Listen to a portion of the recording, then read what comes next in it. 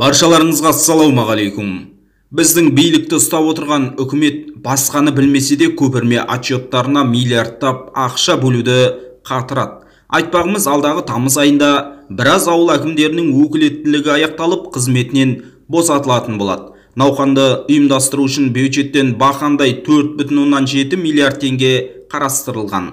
Ал ауыл тұрғындарының жалпы саны 755 әкімді тікелей дауыс беру арқылы сайлауға мүмкіндік алып отыр. 30 жылдағы алғашқы ауыл әкімін сайлап көреміз. Бұған дейін тек жоғарыдан не бұйрық келсе соны орындап отыратын әкімдіктердің жұмысы қалай өзгеретінін көрейік. Сайлаудың уақыты жақын күндері белгілі болмақ. Ал Қазақстан Халық партиясының депутаты Айқын Қоңыров мырза аталған науқанға апыл-ғұпыл дайындалған үкімет сайлауды өз деңгейінде өткізуге дәрменсіз деп санайды.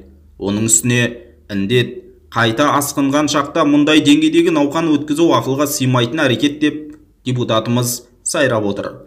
Ауыл әкімдерінің сайлау алды бағдарламасы қайда бара ма? Жұртпен жүздесіп, тұрғындардың алдынан өтті ме? Үкімет тарапынан қандай да бір ақпараттық үгіт насихат жүргізілді ме?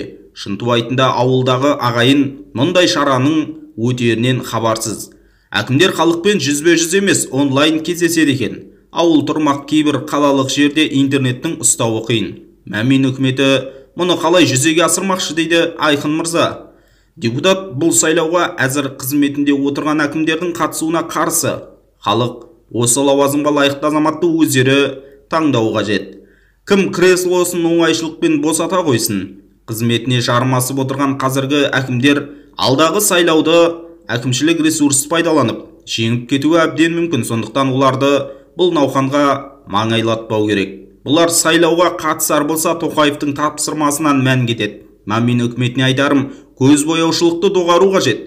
Үкіметтің сыңайына қарасам, сайлауды ертерек өткізіп, ертерек есеп беріп, бұл науқаннан құтылғанша асық болып жүр. Ал мұның пайдасынан зияны көп. Өткенінен өтпегені жақсы дейді Айқын Қоңыров мырза. Ал сіз депутаттың айтқанына келісер ме едіңіз? Әлде ауыл әкімін өзіміз сайлап қарық болып қаламыз ба? Төмендегі комментарийге өз пікіріңізді қалдырыңыз. Каналға жазылып қолдау білдіруді ұмытпаңыз.